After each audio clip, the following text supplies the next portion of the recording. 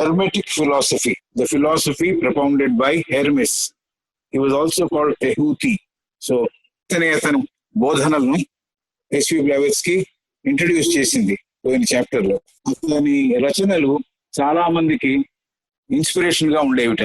అలాగే ఆ హెర్మెటిక్ ఫిలాసఫీలో ఒక ఎసాట్రిక్ ఆర్డర్ కూడా ఉంది అని చెప్పింది. ఎసాట్రిక్ ఆర్డర్ అంటే గుంభనగా కొంతమంది చర్చించుకునే కొన్ని విభాగాలు అనమాట. సరే, ఆవిడ ఒక పాత పుస్తకం గురించి చెప్పింది. పోయిన చాప్టర్ మనం కవర్ చేసిందంటే ఓల్డ్ పుస్తకం గురించి చెప్పింది. ఆ పుస్తకం ఎంత ఓల్డ్, దేని మీద రాయబడింది అనే విషయాలు ఎవరు చెప్పలేరు ఈజీగా. ఈ రోజుల్లో పాత పుస్తకాల గురించి నాలెడ్జ్ ఉన్న వాళ్ళు కూడా చెప్పలేరు అని చెప్పింది. సరే, అది చెప్తూ బైబిలికల్ స్టోరీలో ఉన్న యాడమ్ గురించి చెప్పింది. యాడమ్ ఏమైంది? యాడము యూనివర్సల్ ఎసెన్స్ లోంచి, డివైన్ ఎసెన్స్ లోంచి బయటకు వచ్చాడు అని. బయటకు వచ్చిన తర్వాత ఇట్ ఫార్మ్డ్ ఎ సర్కిల్ అని, ఒక వృత్తాకారంలో ఏర్పడి ల్యూమినస్ గా కనపడింది, చాలా వెలుగుతో నిండిందిగా కనపడిందిట. అది కనపడుతూ తిరుగుతూ తిరుగుతూ తిరుగుతూ ఒక హైట్కి వెళ్ళిన తర్వాత మళ్ళీ ఎర్త్ వైపు దిగిందిట. దిగుతూ దిగుతూ ఉన్నప్పుడు అది డార్కర్ గా అవడం, భూమి మీదకి వచ్చేప్పటికి కంప్లీట్లీ బ్లాక్ యాజ్ నైట్. రాత్రి ఎలా ఉంటుందో అలా డార్క్. కాబట్టి మేల్ ఫీమేల్ అనే, మేల్ అండ్ ఫీమేల్ అంటే పురుష శక్తి, స్త్రీ శక్తి, లేకపోతే స్త్రీలింగము, పాజిటివ్ అండ్ నెగటివ్ రెండు చెబుతుంది. స్పేస్ అంటే ఆకాశము, టైం అంటే కాలం. ఈ రెండు వచ్చాయో అది రూట్ ఉంటుంది. టైం ఈ రెండు దేంట్లోంచి పుడుతుందో అది రూట్ కాజ్ అని చెప్పింది, మూల కారణం అని చెప్పింది. కాబట్టి ఈ మూడింటి గురించి ఆవిడ పోయిన క్లాస్ లో మనం కవర్ చేసాం. Mind is an active principle. మనస్సు అనేది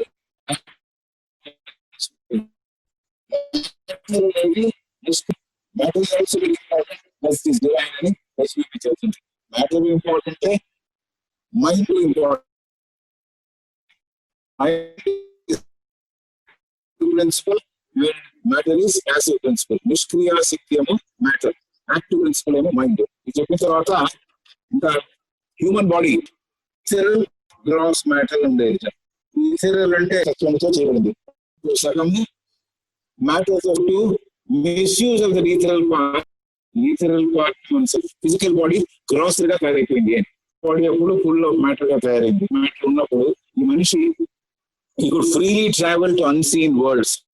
ఎప్పుడైతే గ్రాస్ మ్యాటర్ ఎక్కువైపోయిందో వెళ్ళలేకపోయాడు. ఫిజికల్ బాడీలో, ఫిజికల్ ప్రపంచంలో ట్రావెలింగ్ కుదరలేదు. ఈ విషయాలు చెబుతూ మనిషి అంతకుముందు ఇతర ప్లానెట్ లో జీవించాడు అని చెబుతుంది. ఎర్త్ కాకుండా అంతకుముందు కూడా దాని ఎర్త్ అనేవాళ్ళు అక్కడ జీవించేవాళ్ళు అని చెప్తుంది.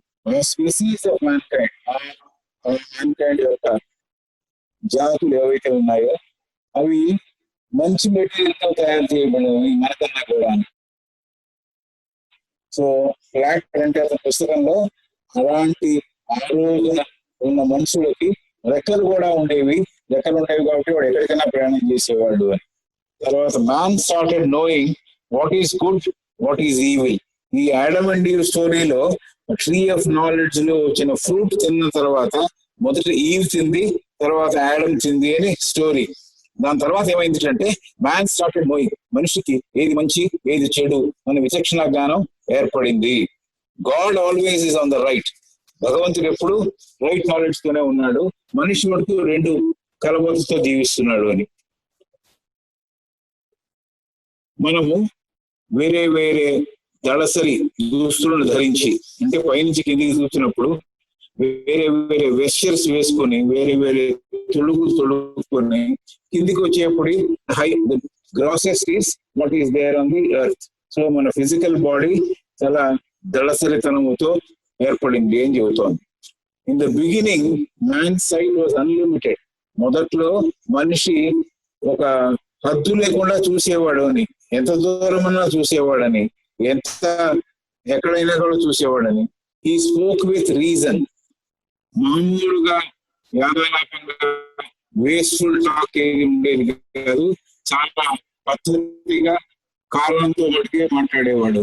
If he sees a thing or an object he knew about it all at once. ఏదైనా ఒక విషయాన్ని కానీ ఒక మనిషిని కానీ చూస్తే కంప్లీట్ గా అర్థమైపోయేది. ఏం చెప్పగలదు అతనికి, ఒక్క లుక్ లో అంతా అర్థమైపోయేది. The universe is having spirits who are immortal, helpful. Some spirits are wicked and mortal. ఈ ప్రపంచంలో, ఈ విశ్వంలో కొన్ని స్పిరిట్స్ ఏమో మంచివి, ఎప్పటికీ ఉండేవి. కొన్ని స్పిరిట్స్ ఏమో వికెడ్, మార్టల్ గా ఉండేవి, మరణించేవి అని. All men born have to evolve and become godly. ప్రతి మనిషి పుట్టినవాడు పరిణతి చెంది భగవంతుడు ఆర్ సన్స్ ఆఫ్ గాడ్, భగవంతుడు కుమారులుగా మారవలే అని అవ్వాల్సిందే అని చెబుతోంది.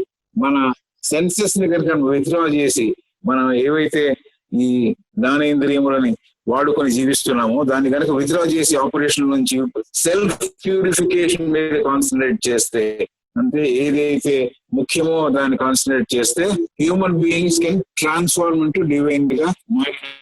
ప్లాటో, హెచ్విబి ప్లాటో ఇలా అన్నారంటుంది, spirit of enquiry should continue, only then we may understand nature of man and nature. ప్రకృతిని కానీ మనుషులు కానీ బాగా అర్థం చేసుకోవాలంటే స్పిరిట్ ఆఫ్ ఎంక్వైరీ, నేనెవరు, నా చుట్టూ ఉన్నది ఏమిటి అనేది బాగా అర్థం చేసుకునే ప్రయత్నం చేయాలి, డీప్ గా ఆలోచించాలి అని చెబుతుంది. మనుషుడు క్రూరత్వం టు హ్యూమనిజం, క్రూరత్వం నుండి మానవత్వం వైపు అడుగులు వేశాడు. హి హస్ బికమ్ అన్సివిలైజ్డ్ నుంచి సివిలైజ్డ్ అయ్యాడు, అంటే అనాగరికుడి నుంచి నాగరికుడు అయ్యాడు. అలాగే హెచ్పివి ఏమంటుందంటే ఈ సైన్స్ మీద, ఏన్షియంట్ సైన్స్ మీద ఒక వెయిల్ ఏర్పడింది. వెయిల్ అంటే ఒక కవర్ వేసి ఉన్నది. కాబట్టి దానివల్ల మోడర్న్ సైంటిస్ట్ ఏన్షియంట్ సైన్స్ ఏమిటి అనేది తెలుసుకోలేకపోతున్నారు. తెలుసుకోలేదు కాబట్టి మరి పనికిరాదని పక్కన పెట్టేశారు ఏన్షియంట్ సైన్స్ ని. అలాగే నెక్స్ట్ సబ్జెక్ట్ మీదకి వస్తూ మ్యాథమెటిక్స్ గురించి చెప్పింది. మ్యాథమెటిక్స్ హెచ్వివి కోర్స్ అభౌతికమైన విషయాలన్నీ కూడా మ్యాథమెటికల్ మీద బేస్ అయ్యే ఉన్నాయి అని, మెటఫిజికల్ థింగ్ మ్యాథమెటిక్స్ సూత్రాల మీదే ఆధారపడి ఉన్నాయి అని. లెక్కలు మ్యాథమెటిక్స్ వల్ల ఎమినేషన్స్ లో ఉద్భవించడంలో, సృష్టి ఉద్భవంలో ఏవైతే మనకు అర్థం కాని ప్రహేళికలు ఉన్నాయో అవన్నిటికీ సొల్యూషన్స్ అక్కడ దొరుకుతాయని. ఎస్పెషల్లీ జామెట్రీ అంటుంది హెచ్పిబి. జామెట్రీ అంటే రేఖా గణిత శాస్త్రంలో ఈ సృష్టి గురించి విశేషాలన్నీ దాంట్లో కనెక్ట్ అయి ఉన్నాయి అని. The physical and spiritual powers of almighty, physical and శక్తివంతుడైన దైవిక శక్తులు, ఫిజికల్ శక్తుల్ని మనకు తెలియపరిచేది స్క్వేర్ అని. So square is the emblem of, square also is an emblem of mar అని ఆవిడ రాస్తోంది. రాస్తూ ఇంకేం చెబుతుందంటే హెలోసెంట్రిక్ సైన్స్ అంటే భూమి గుండ్రముగా ఉన్నదని, సూర్యుడి చుట్టూ తిరుగుతుంది అనే విషయాలు ప్లాటో తర్వాత మనుషులందరూ తర్వాత అతని శిష్యులందరూ కూడా చెప్పారు అని. Plato had access to the writings of Vyasa, Jaimini, Kapila, Brihaspati. ప్లాటోకి విజ్డమ్, ఈస్టర్న్ విజ్డమ్ మీద చాలా పట్టు ఉండేది. అతనికి వ్యాసుడు, జైమిని, కపిలుడు, బృహస్పతి అనే వారి రచనలతో కూడా సంబంధం ఉండింది అని చెప్పి ఇది పోయిన మాట బ్రీఫ్ గా మనం కవర్ చేసింది. ఇప్పుడు ఇవాళ మొదలెడితే in one of the earliest Vedic text a Hindu sage by name Kutsa, KUTSA, Kutsa gives a story which is an entry of the first law relating to celestial heavenly bodies. In one of the earliest Vedic texts, a Hindu sage by name Kutsa gives a story which is an allegory of the first law relating to celestial heavenly bodies అని చెబుతోంది. అనాహిత అని earth కి పేరు. అనాహిత, అనాహత కాదు, Anahita was the name given to the representative of Mother Earth. Anahita is the name given to the representative of Mother Earth.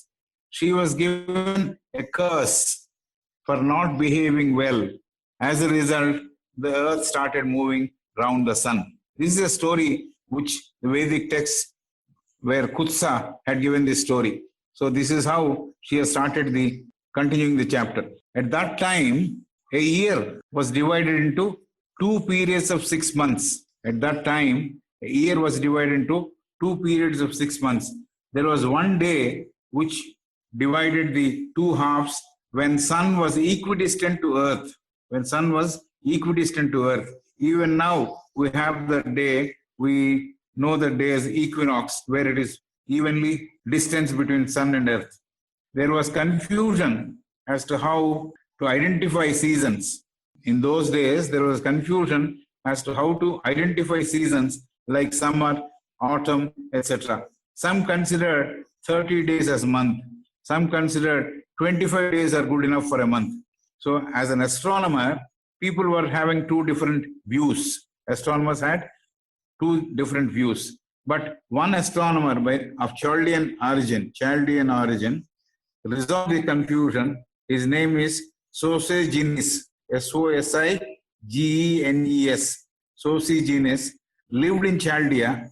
He fixed the length of the month, and they are the same as now. It is the credit goes to Sosigenes, who is a Chaldean astronomer who exactly determined what is the length of the month, and they are the same as of now. So this is how the months became clearer. HBB thanks one Dr. H-A-U-G, Hogg. HBB thanks one Dr. Hogg, who translated the Vedic texts. Translations are priceless, she says, and are very accurate. That Dr. Hogg, we see, is a foreigner. How he has done, we do not know. Maybe he had somebody to help him in translations and all that is not very clear. But HBB says Dr. Hogg, H-A-U-G, translated the Vedic texts. So those translations were very accurate and priceless. Amulyam means, it means very, very valuable. According to Dr. Hogg, Brahmanas lived 4,000 years back. Brahmanas lived 4,000 years back. He also described the battle between Devas and Asuras. We hear the story of Devas and Asuras fighting in all the Puranas. So she also mentions there was a battle between Devas and Asuras, and Brahmanas lived some 4,000 years back. That's what she gave the details. Actually, it was Hindus representing Devas and Iranians who were representing Asuras. This is what she says. The fight between Devas and Asuras was actually a fight between Hindus representing Devas and Iranians who were representing Asuras. Iranians later, they came up with a prophet, and that prophet gave them a lot of information as to how the religion should be conducted. They were against idolatry. Hindus were worshipping idols. Iranians were against idolatry. So idol worship was there maybe 4,000 years back also. If you remember, before the veil, there was a religion where the people who followed the religion had some idols which were looking very beastly. And the people who were worshipping those beastly vigrahas also had all sorts of bad qualities. So idolatry worship is something which Iranians did not encourage.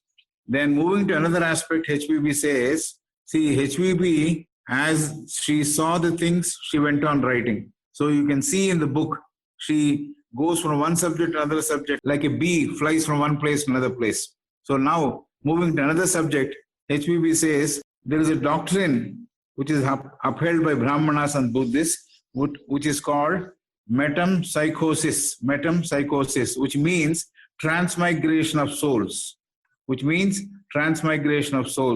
Moving this particular doctrine has been upheld by Brahmanas and Buddhists. Pythagoras and his disciples believed in content in the doctrine.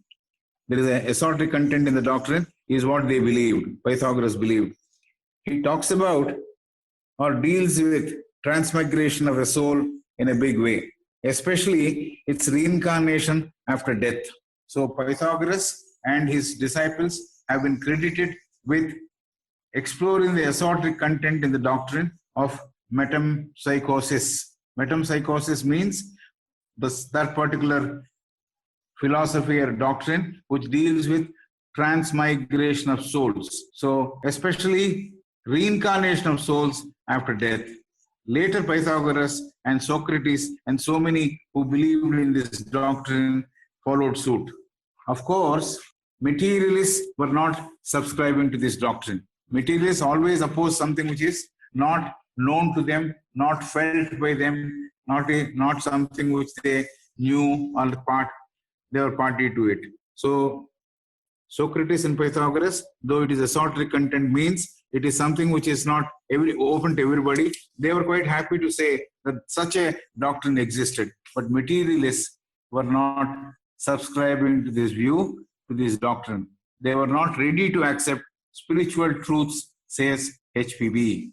The materialists were not willing to accept spiritual truths. Materialists bother more about the material, what exactly they're able to feel, what they're able to see, what they were able to enjoy. That is what they used to say. That's why they're called materialists. So they were not happy with spiritual truths, says HPB. Now talking about creation and man, HPB has certain ideas. She says Hindus and some others, philosophers, believe that God has infused into matter a portion of his own divine spirit. Hindus and some other philosophers believe that God has infused into matter a portion of his own divine spirit, which moves, animates every particle of matter.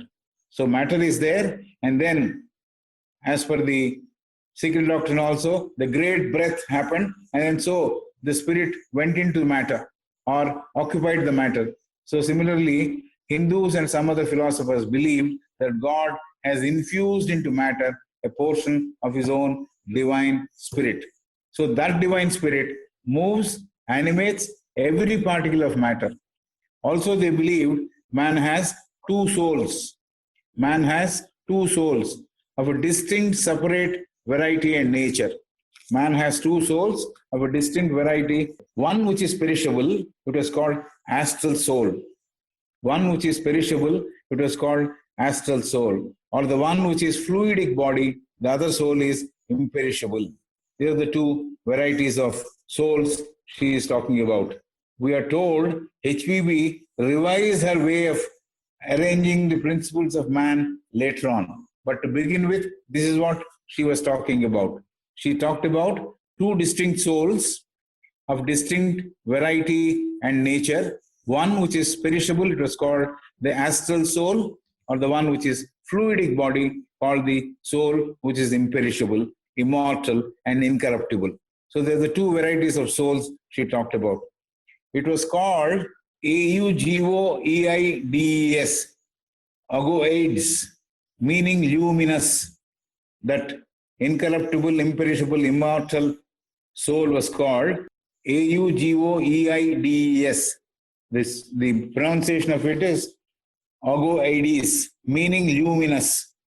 The term was part of Neoplatonic literature also.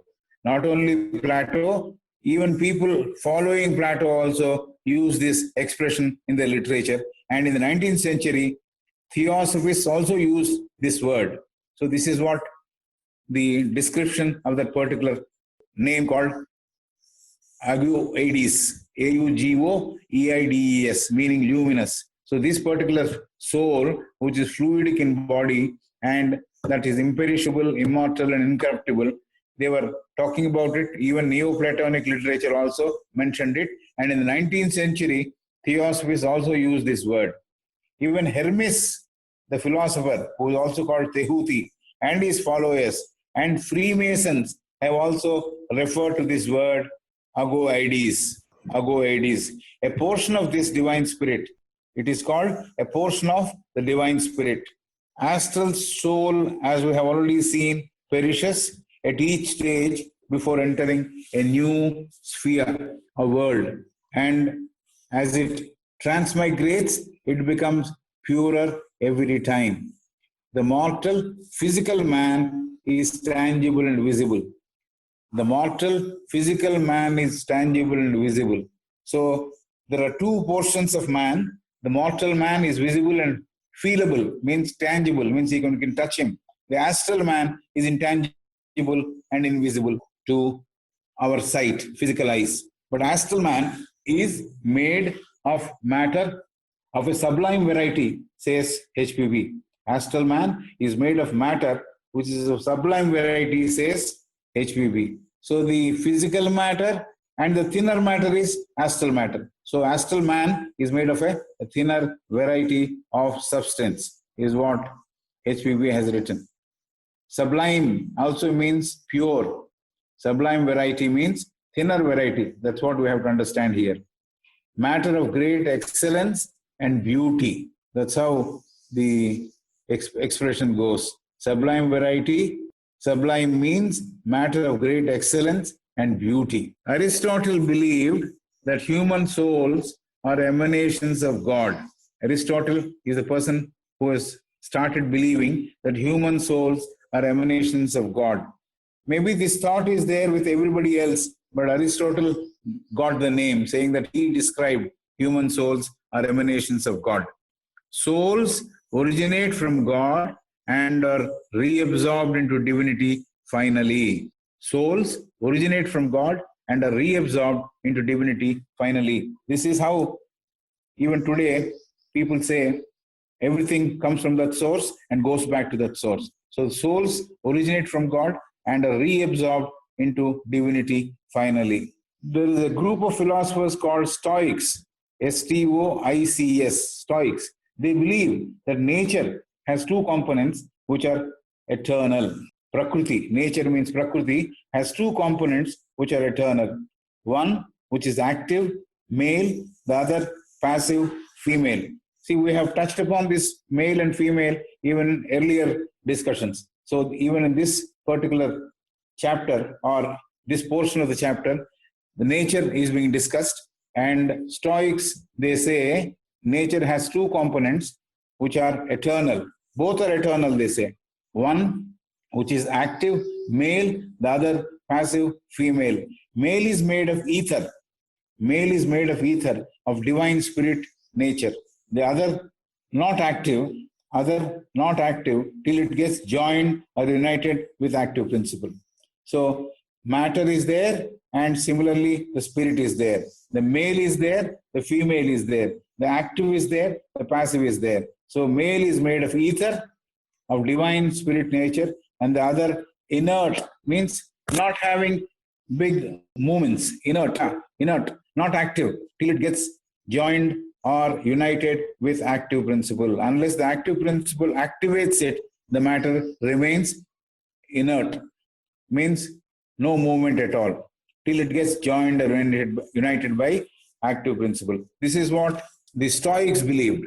So this is the story which she is covering. She has covered the story of Stoics and says nature has two components. The story goes on further to describe the interaction of spirit and matter produced, the interaction of spirit and matter. See, she's continuing the story of creation. There she says, the interaction between spirit and matter produced fire, produced air, produced water, produced earth. This is how it is believed that the whole thing came into being. The matter and the spirit interacted. So out of the interaction came or were produced fire, air, earth, and water. Spirit is the active, efficient principle. Spirit is the active, efficient principle which moves nature. Spirit is the active, efficient principle which moves the nature. The Stoics also believe in pralaya, or final absorption, like the Hindus believe. Man is as immortal as God, says the disciples of Assyrians. So man is immortal. How immortal? Because though the bodies are gone, something which is permanently alive is always living. So the man is immortal, as God says, the disciples of Assyrians. A portion of man is immortal and a portion of man is perishable. This is what they say. So most of it is there caught, the contents are caught by the Theosophical Society's philosophy, theosophy. The philosophic principles, as enumerated above, have not been understood by the modern science, says HPB. The philosophic principles have not been understood by the modern science, says HPB. That there are two components to man. One is mortal, one is immortal, one is passive, one is active, one is mind, another one is matter. All these principles are not properly understood by the modern science. Our scientist goes from the bottom to the top. They know they move from the known to the unknown. They move from the known to the unknown. So there is a break somewhere, feeling to higher. The thread which connects the lower to the higher breaks in their experiments, so they are not able to catch hold of what is very, very sublime. So the philosophic principles have not been properly understood by modern science. Scientist goes from the bottom to the top.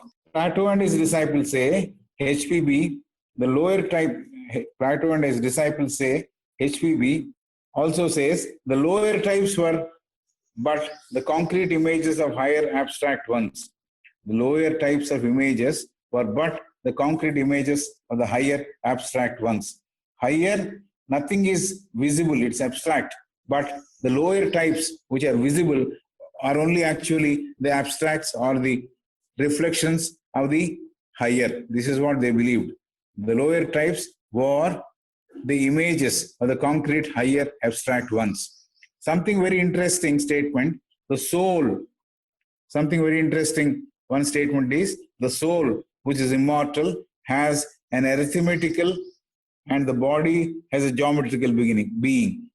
See, the soul, which is immortal, has an arithmetical body and the body has a geometrical beginning. This beginning is the reflection of universal spirit. This is what they say. So there is connection between mathematics and the creation. They say the soul, which is immortal, has an arithmetical connection and the geometrical connection is there for the body. This beginning is the reflection of the universal spirit. It is self-moving and diffuses into microcosm. So universe, which is macrocosm, man, who is microcosm, is represented like this.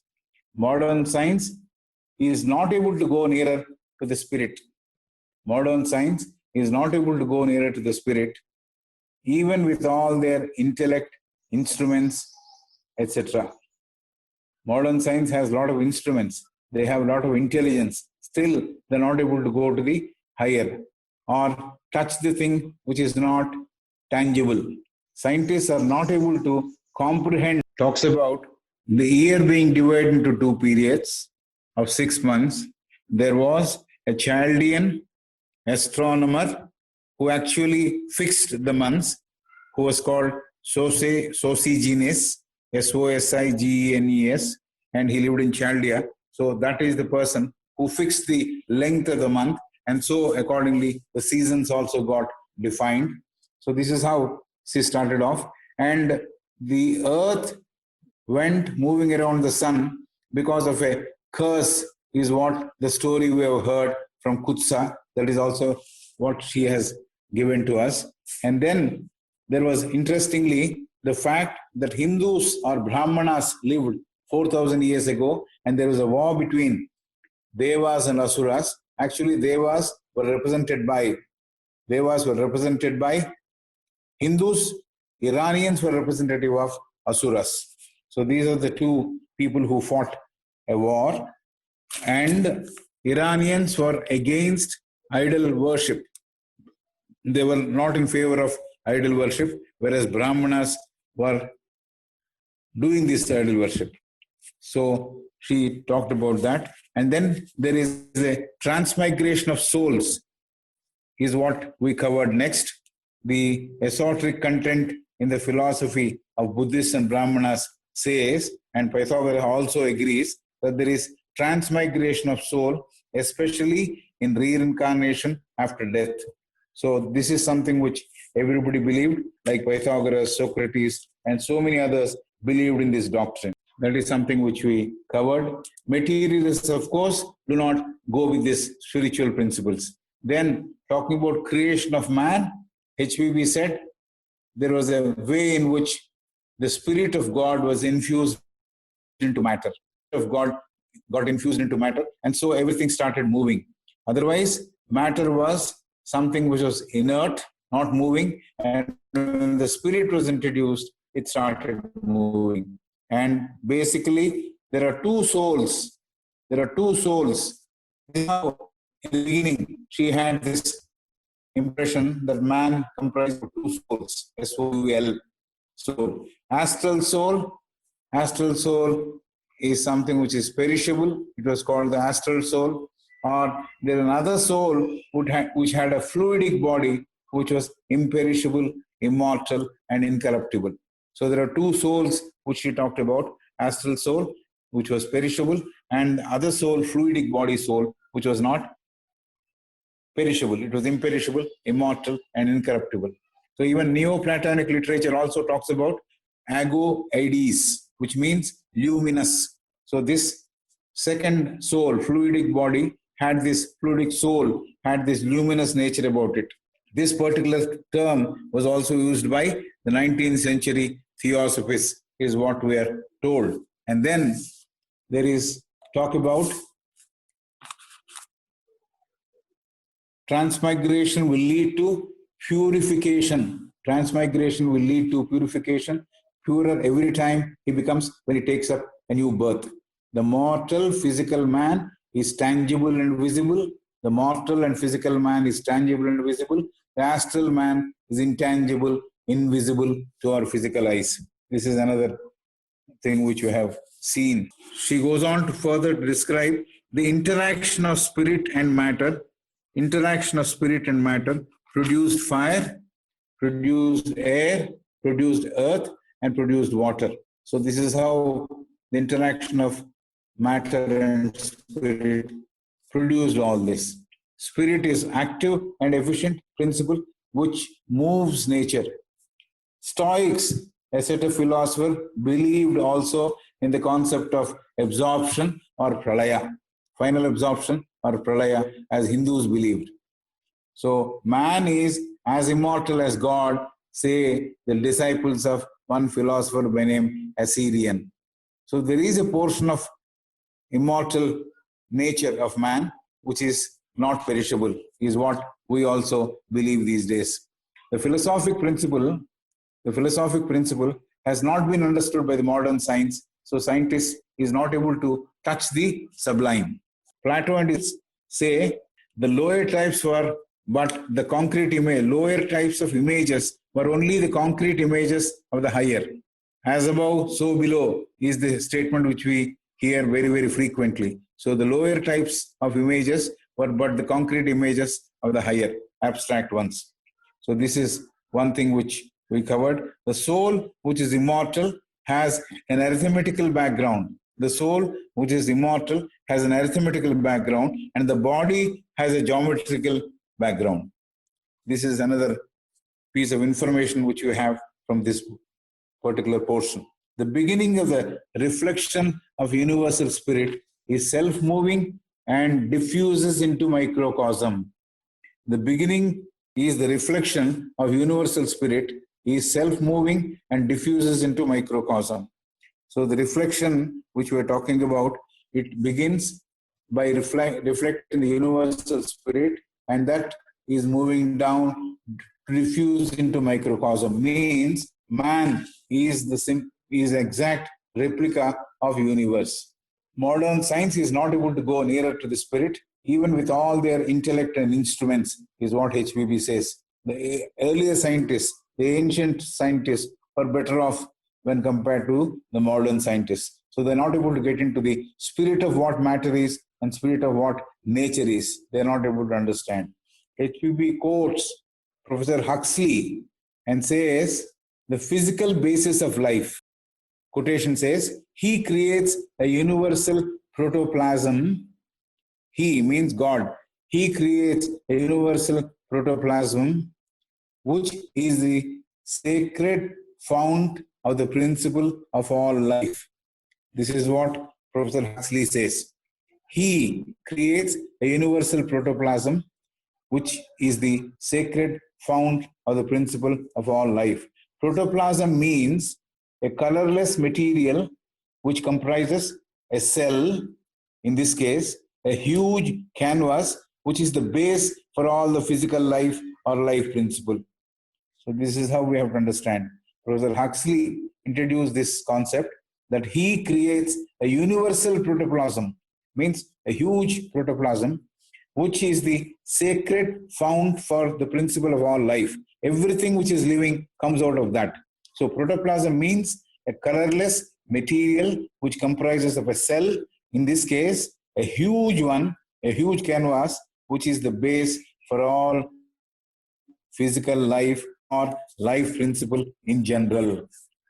So according to Huxley, this matter is forming part in a bee, in a lobster, in a living man. So everything that is living, that protoplasm is the base from which everything else has emerged. So he says it is there forming part in a bee, a lobster, and a living man. HPB discounts this theory and believes of HPP discounts the theory and beliefs of spiritualists. Spiritualists, as they lie a great deal and they don't have a spirit of inquiry. HPB says the spiritualists don't believe in this theory. HPB actually says spiritualists don't believe in this theory. They don't believe that there is anything coming out of one universal source. So they are not happy with that. So they lie a great deal and they don't have a spirit of inquiry. They lie a great deal means they don't accept anything which is there. They don't have anything of their own. If they have to say something of their own, they lie a great deal and they don't have a spirit of inquiry. They don't also get into the details as to how these things came into being. HBB says growth of materialism has undermined the growth of spirituality. HBB says growth of materialism undermined the growth of spirituality. This is how it happened. The Delphic essence was an oracle. Delphic was an oracle, a priest who used to function as a person who will talk about the future through prophecy. Delphic is an oracle, means somebody who used to come once in a year, say. Even the Delphic commandment to the Greece was still not dead, but some philosophers thought, unless we know what man was, we cannot know his present. So this is how she has talked about how the protoplasm, as Huxley put it, is the root cause for everything which is living beings. HPB says mysteries and mystics were not relevant. They had lost their efficacy at that point of time because they were not coming out with their explanation of their mysteries, or they were not talking about their mysticism to anyone. So materialism was reigning, materialism was very important. So mystics also took a backseat. Faith in them had gone because materialism, the faith has increased. People have lost faith in mystics and mysticism. Priests and oracles used to talk as it came to their mind. So these priests were talking to their convenience. So nothing right happened. Very few people who knew the details of cosmogenesis were there. How the universe came into being, not many people knew about it. So there are not many who are capable of talking about cosmogenesis. Egypt was invaded by a number of others. Egypt was invaded by a number of others. All these knowers or seers went underground or were killed. See, a lot of people who were perhaps initiates, people who knew about something, about how the cosmogenesis occurred, were living in Egypt at that point of time, she says. So Egypt was invaded by other forces, other armies. So all these knowers or seers went underground. They were scared of their life and so they went underground or they were killed. Hierophants means those who could interpret holy and mysterious concepts. Hierophants feared that their interpretation will be spoiled and misinterpreted beyond recognition. Hierophants were also not prepared to talk when materialism was very strong because they knew their interpretation will not have any value. It will be spoiled. It will be misinterpreted beyond recognition. So the secrets and the information about all these things which are kept in secret were not available to ordinary man. So the secrets and the leaves on which the interpretation, esoteric knowledge were written, leaves means pages, on which the interpretation of esoteric knowledge were written, were buried in earth. So a lot of knowledge went underground. So there was a case in Secret Doctrines, it says, where Vedas also disappeared. Many Vedas got buried or they were lost. So similarly, the Egyptian mysteries, Egyptian truths, Egyptian realities got disturbed. None of the people were able to talk about it because of the invasion which took place. Hierophants were not confident that their theory will be accepted, and they were misinterpreted. And so interpretation of esoteric knowledge became at a premium. Nobody was there to interpret the things which were esoteric value. Aristotle's philosophy got washed away, he says. Aristotle's philosophy got washed away by the deluge of materialism. The materialism is something which was washing away or throwing away the philosophy of others. Every philosopher who tries to lift the veil of Isis is only seeing the physical form. HPB says every philosopher who tries to lift the veil of Isis is only seeing the physical form and not the soul of Isis, which needs to be seen. So philosophers have to really get into the thick of things, but then they are happy by seeing something which is exterior. So most of the philosophers were not interested in getting deeper into the aspects of nature. Isis means nature. Isis, as said earlier, is a symbol of nature. Seeing the outer surface, we will not really see anything. So if we want to see the outer surface, we only end up at the periphery. So we will not be able to see anything. We need someone who can show the deeper facts and aspects of nature.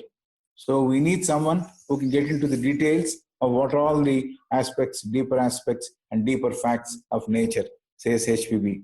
Divine Mother, the nature, will not give answers to those who would like to scrap the top layer. Divine Mother, nature who is divine, will not give answer to those who would like to scrap the top layer. So somebody who wants to function on the top, expecting to know the details, will not be given by Mother Earth, Mother Nature. The indwelling spirit has to be understood. The spirit which is there within the nature has to be understood properly. HPB gives an example of a surgeon.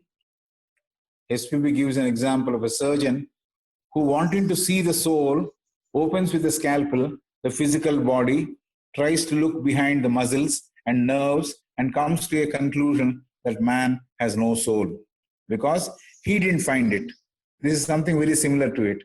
HPB gives this example only to show that there is a surgeon who wants to find out what the soul is like. So he opens the physical body, he pushes away all the muscles and nerves and tries to see where is the soul. He is not able to find the soul. So he says there is no soul. Something like that is happening with the deeper aspects of nature. Nobody wants to get into the details of the deeper aspects of nature.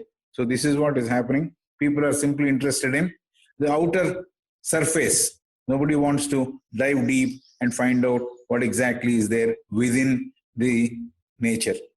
So this is very, very important that we have to dive deep into the nature's mysteries if we have to find out what she is all about. Soul is not physical, it is beyond physical. Soul is not physical, it is beyond physical. So the truth and the spirit of the soul can be seen by someone who has intuition and not intelligence. So this is what it is. If you have physical efforts, you cannot see the soul. Through physical efforts, you cannot see the soul.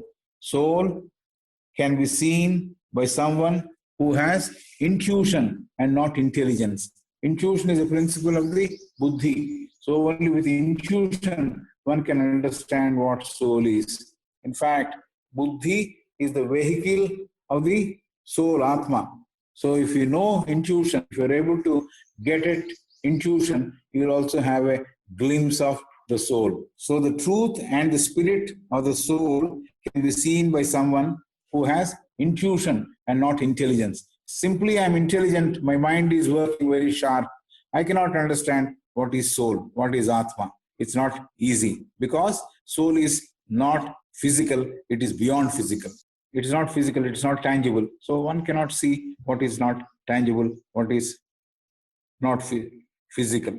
So this is what is the problem we have. We have to use the intuition to get at what is the soul. Intuition is the power of the eye of the soul. Intuition is the power of the eye of the soul. This is what it is described. Actually, intuition, we know after later studies in the Theosophical Society that intuition is the faculty of the buddhi. But here it is written, intuition is the power of the eye of the soul. Intelligently, we cannot see a thing which is beyond mind. With the aid of intelligence, we cannot see a thing which is beyond mind. So we cannot find something using our mind, using our intelligence. We need to use our intuition, is what HPB is saying. HPB says modern scientists do recognize a supreme power. HPB says modern scientists do recognize a supreme power, an invisible power. Yes, human intelligence cannot imagine what is omnipotence, what is omnipresence, what is omniscience. HPB says modern scientists do recognize a supreme power, an invisible power. Saying that, she says, human intelligence cannot imagine what is omnipotence, means Sarvasatvam, Shakti Tattvam, all powerful.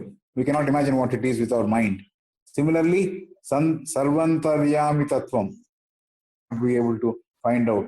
Similarly, Sarvagnata Tattvam. All these three, it's not possible for us to imagine and find out using our intelligence. It has to be only through intuition to find it. So man has certain amount of power, presence, and knowledge. So man invented a gigantic personality and called him God. Because he is not able to understand what is omnipotence, what is omnipresence, and what is omniscience, the best thing he could do in alternative was to imagine somebody bigger than him in size and shape. So gigantic personality he had created and called him God. He gave a shape and worshipped him in that shape as God. So this is what happened. How the idols came is what she is tracing. She is tracing how idols came into being, because man thought he is not able to imagine the innate qualities of God, but he thought he must be bigger than me. So he imagined a shape bigger than him. So he called that shape as God. One adept of Hermetic origin, that means of Hermes school, says the universe has not come into existence by chance, meaning that there is a divine plan behind it. An adept of Hermes or Hermetic origin means followers of Hermes, Tehuti. He says universe has not come into existence by chance, means there is a divine plan behind it. HPB says Christians did not know anything concrete about the universe and man. Christians did not know anything concrete about the universe and man. The Jewish ceremonial law was also not able to solve the mystery. The Jewish ceremonial law was also not able to solve the mystery. HPB says there were Hebrew scholars who understood. They were very silent. They were not talking about what they understood. There were adepts of the Oriental, adepts belonging to the East. They were knowing these great truths, but there were not many. So this was the predicament the world was. The adept of the Hermes says universe has not come into existence by chance. HPB says Christians did not know how the universe came about. Nothing concrete about that is known to Christianity. Similarly, the Jewish also did not know the ceremonial law which they used to follow was also not able to solve the mystery. HPB says there were Hebrew scholars who understood how the cosmogenesis took place. They were also silent. They were not talking about it, what they understood. There were adepts of the Oriental, adepts belonging to the East. They were knowing the truths, the great truths, but they were not many. So the adepts can convey what they are allowed to by their hierarchy. This is what HPB is saying. Why the adepts are not talking? Why adepts are not coming out into the open and talking? The reason is this. The adepts can convey what they are allowed by their hierarchy and nothing more to man or mortals. If man has to understand anything of the divine nature of the creation or divinity, the hierarchy decides how much is something which man can know. The adepts can only convey to that extent, nothing more, nothing less. So adepts can convey what they are allowed by their hierarchy and nothing more to man or mortals. The secrets are given to those who have devoted their lives for unselfish study. So this is the way which one has to approach. The secrets of Genesis were given to those who have devoted their lives for unselfish study. Even the study is not for themselves, but unselfish. So those people who had the welfare of mankind in their heart, they were given the secrets. They studied about the nature and the divine spirit or the nature only for the sake of others. No adept can go beyond the brief they have from their top authority.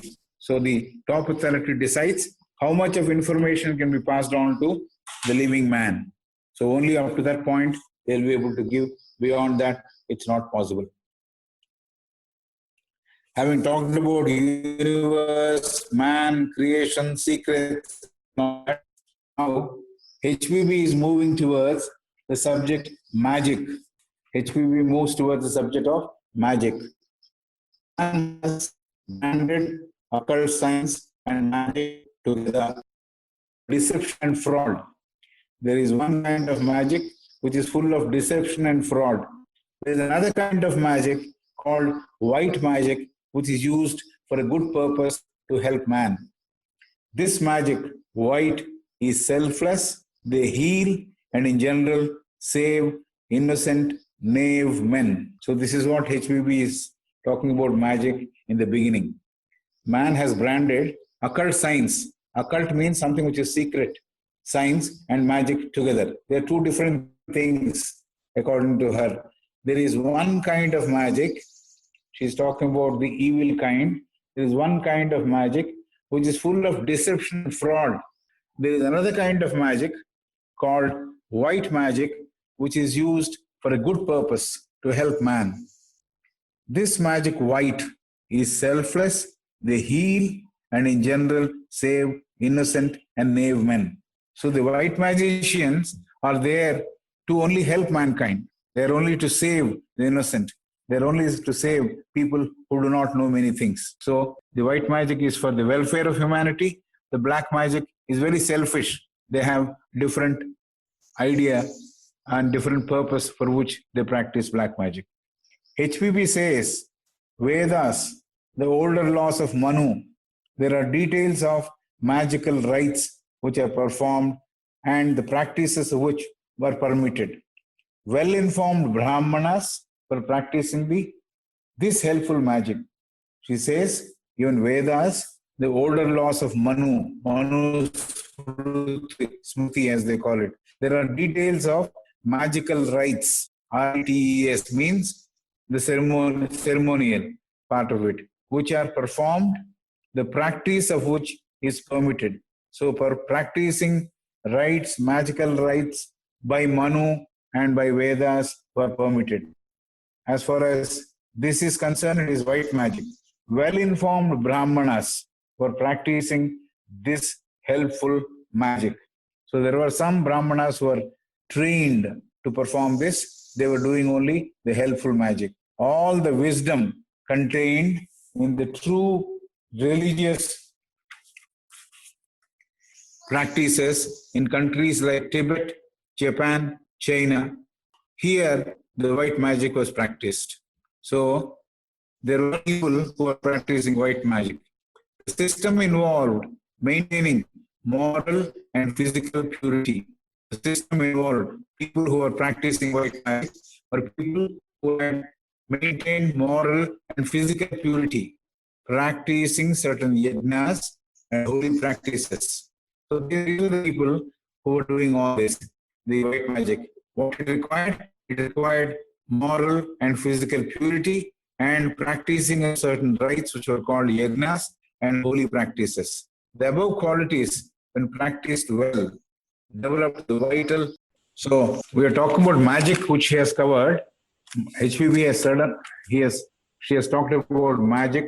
There are two kinds of magic: the black magician and the white magician. The white magic is helpful magic. The black magic is evil in design. So she talked about the white magic and where it is practiced and what requires the practitioners of white magic. What is that they should have? They should have purity, physical purity and moral purity to practice the above qualities, the vital soul power, that is divine power, and gave them self-illumination. So practicing it and working for others also gave them self-illumination, means they became very illuminated. Buddhi prachodhanam ayindanamata, because they're involving themselves in helping others. So this is another way. She says the vital soul power got developed and the divine power gave them self-illumination.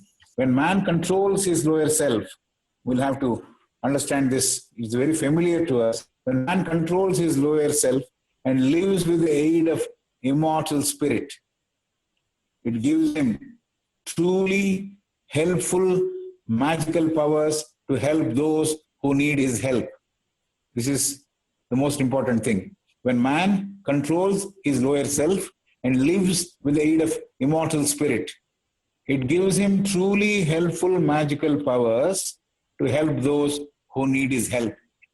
He controls and develops power to lessen the influence of elementary spirits of inferior type. He controls and develops power to lessen the influence of elementary spirits which are of inferior type. They no longer affect humans. Meaning, he would be able to take care of those spirits which are elementary and take them out of scene. Who is the person who can do that? A person who has controlled his lower self and lives with the aid of the immortal spirit, and then he truly develops the magical powers to help those who need his help. So such people can take this elementary spirit out of the scene. Some of the practitioners called druids, cells, simothes, ghouls. These are all various names coming from various countries, Britain, etc., etc. Ghouls. They explain physical as well as spiritual success. They taught the details of the universe, how it is formed, how the heavenly bodies progressed, and how the earth was formed, etc. More importantly, they taught about the immortality of the soul. They were living in sacred forests and natural academies brought together by invisible forces. They were living in sacred forests and natural academies brought together by invisible forces. Invisible forces created space for them where they can function and spread this knowledge. Initiate used to meet when everything was quiet at midnight to learn about man, his past, and his future. Initiates were active during the night when everything else is silent to learn about man, his past, and his future. Even the light with the aid with which they were functioning was divine. It was night. They were not burning lamps. They were not doing anything of that sort. But the light which they had was divine. The light which they had to conduct their natural academies or conduct this study of man were all with the light of the divine, with the help of the light which was divine, with which they were functioning was divine. And the temples were lit up naturally without the idea of any medium like gas or oil. The temples were lit up naturally without the idea of any medium or oil. For those who can perceive, the old glory is visible. For a materialist, nothing is visible. For those who can perceive, the old glory is visible. But for those, a materialist, nothing is visible. Magic is as old as man. Magic, HPB says, is as old as man. Researchers, writers are not able to find when the foundation was laid for magic. Researchers, writers are not able to find when the foundation was laid for magic. ఇప్పుడు వాళ్ళందరూ function చేయడము, all those people who are studying, all initiates who are studying, they were not having any natural light. There was a divine light which was helping them to see. They had natural academies, means schools like atmosphere was formed by the divine force. They did not construct a school. Everything was made to them by the divine force. And then the temples were lit. Normally, a temple light is lit with gas or oil. This is what HPB has written. Yes. Either gas are used or oil is used. But here, nothing is used. The temple lights, they burn all by themselves. There is no oil there. There is no gas there. That's it. That is what she is describing. Something out of the world, isn't it? Shirdi Sai wanted to prove to the world that the oil which is required by buying it from a shop is not required actually. He has got a far more power within him. So he only drank water and spilt out that water, and that water became oil. All the water which he drank and brought it out, that became oil, and he filled it up with that, and he started lighting. Means his spirit was there in that water.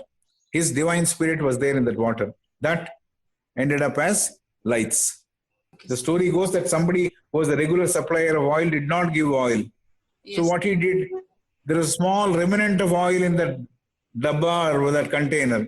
He drank that. He drank water on top of it and then brought out all that water. Then filled that water in the place where the lamps were there, or the, what do we call the diyas were there, and then lit those diyas. So it was his sankalpa, his divine spirit, which lit all that place, or lit all those diyas. That's how it is. Correct.